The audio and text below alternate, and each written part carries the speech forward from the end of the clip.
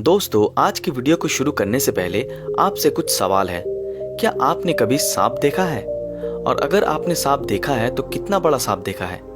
अगर हम आपसे कहें कि धरती पर एक ऐसा भी सांप था जो कि 42 फीट यानी कि 12.8 मीटर लंबा हुआ करता था और जिसका वजन लगभग 1100 किलोग्राम हुआ करता था, तो फिर आपका रिएक्शन क्या होगा? जी हाँ, हम बात कर रहे हैं अब तक धरती पर पाए गए सबसे विशालकाय सांप टाइटानोबोआ की। वैसे तो अब ये सांप इस दुनिया में मौजूद नहीं है, बट अगर मान लीजिए कभी आपका सामना इतने बड़े सांप से हो जाए तो फिर आप क्या करेंगे? लेकिन उससे पहले आप ये जान लीजिए कि अगर टाइटानोबोआ आज भी इस धरती पर मौजूद होता तो फिर क्या होता, हम कैसे रहते या हमारे जंगल कैसे होते। तो पहले आप इस वीडियो को पूरा देखिए और उसके बाद सोच समझ कर हमारे सवाल का जवाब कमेंट बॉक्स में दीजिए। टाइटानोबोआ धरती पर आज से 6 करोड़ साल पहले पाया जाता था। इसे अभी तक धरती पर पाए गए सबसे बड़े सांप के रूप में माना जाता है। इसकी एवरेज लेंथ 42 फीट यानी कि लगभग 12.8 मीटर मानी गई है। वहीं इसका एवरेज वेट भी लगभग 1135 किलोग्राम बताया जाता है। इंसानों को टाइटानोबोआ के एग्जिस्टेंस के बारे में सबसे पहले साल 2009 में पता चला था। साल 2009 में रिसर्चर की एक टीम को कोलंबिया में जमीन के नीचे से लगभग 14 मीटर लंबे टाइटानोबोआ का कंकाल मिला था। कार्बन डेटिंग के जरिए पता लगाया गया कि टाइटानोबोआ का ये कंकाल 6 करोड़ साल पुराना है। आपको बता दें कि आज तक हमारी धरती पर 14 मीटर से ज्यादा लंबे किसी भी सांप के होने का कोई भी प्रूफ नहीं मिला है।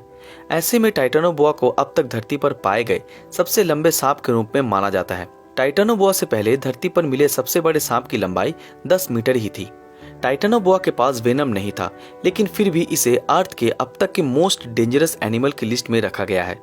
दरअसल टाइटानोबोआ अपने शिकार को पहले अपनी बॉडी से लपेटकर उस पर फोर्स अप्लाई करता जाता था, जिससे दुश्मन की बॉडी की एक एक करके सारी वेन्स ब्लॉक हो जाती थी। फिर धीरे धीरे बॉडी में ब्लड का सर्कुलेशन भी बंद हो जाता था। इस बीच शिकार को सफोकेशन होने लगता है और वो तेजी से सांस लेने की कोशिश करने लगता है, लेकिन वो जितनी बार सांस लेने के लिए अपने फेफड़ों में हवा भरकर इसे बाहर करता है, उतना ही टाइटानोबोआ अपनी पकड़ मजबूत करता जाता है। अंत में वो अपनी पकड़ इतनी मजबूत कर लेता है कि अपने गिरफ्त में फंसे शिकार की हड्डियां तक तोड़कर रख देता है। इसके बाद जैसे ही दम घुटने से शिकार की मौत हो जाती है, ये तुरंत ही उसे निगल जाता है। शिकार को निगलते वक्त ये अपने दांतों की मदद से उसे अपने मुंह में अंदर की तरफ ढकेल देता है। टाइटानोबोआ के इस धरती से विलुप्त होने का सबसे बड़ा कारण है क्लाइमेट चेंज। ये रेन फॉरेस्ट में रहा करते थे, जो कि ज्यादातर साउथ अमेरिका के जंगलों में हुआ करता था, जहां पर ह्यूमिडिटी बहुत ज्यादा हुआ करती थी। इनकी बॉडी के बेटर मेटाबॉलिज्म के लिए 32 डिग्री सेल्सियस टेम्परेचर आइडियल हुआ करता था। लेकिन धीरे धीरे धरती का टेम्परेचर कम होने और साउथ अमेरिका के रेन फॉरेस्ट का क्लाइमेट चेंज होने की वजह से ये धीरे धीरे साइज में कम होते गए और आखिर में ये धरती से गायब ही हो गए।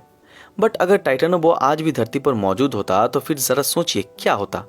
सबसे पहली बात, टाइटानोबोआ के होने का सबसे ज्यादा असर साउथ अमेरिका में रहने वाले लोगों पर पड़ता। टाइटानोबोआ जमीन पर रहा करते थे, तो ऐसे में हो सकता था कि उनके अटैक से बचने के लिए साउथ अमेरिका के लोग ट्रीज पर अपने घर बनाने लग गए होते और आज साउथ अमेरिका में लोग पेड़ों पर रह रहे होते।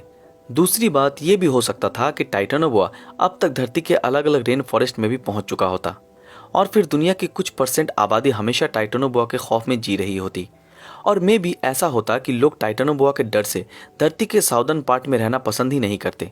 तब धरती की ज्यादा आबादी नॉर्थ पार्ट में रह रही होती और साउथ पार्ट में अभी भी सिर्फ बड़े बड़े रेन फॉरेस्ट ही मौजूद होते, जहां पर सिर्फ टाइटानोबोआ का राज होता।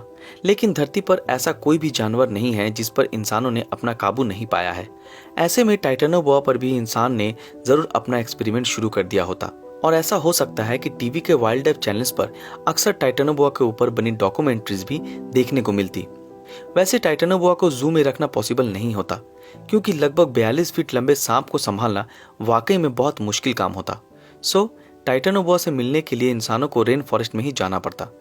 ये तो हो गई इंसानों की बात। अब बात करते हैं एनिमल्स की। टाइटानोबोआ जंगल के भीतर क्रोकोडाइल और टॉर्टॉइस आदि को खाकर अपना पेट भरता था। ऐसे में टाइटानोबोआ की मौजूदगी इन जानवरों के लिए बड़ा खतरा होता और शायद अब तक रेन फॉरेस्ट में पाए जाने वाले बड़े क्रोकोडाइल विलुप्त हो चुके होते। सो टाइटानोबोआ अगर अभी तक धरती से विलुप्त ना हुआ होता तो फिर यकीनन हमारी धरती ऐसी ना होती जैसी आज है। वैसे आपके हिसाब से टाइटानोबोआ का एग्जिस्टेंस हमारी इस धरती पर क्या बदलाव लाता, हमें जरूर बताएं। उसके साथ ही आप हमें पहले वाले सवाल का भी जरूर जवाब दें। अगर आपका सामना कभी टाइटानोबोआ से होता तो आप क्या करेंगे? दोस्तों, आज के लिए बस इतना ही। आशा करते हैं आज की हमारी ये वीडियो आप लोगों को पसंद आई हो। अगर ये वीडियो आप लोगों को पसंद आया तो इस वीडियो को लाइक और ज़्यादा से ज़्यादा शेयर ज़रूर करें।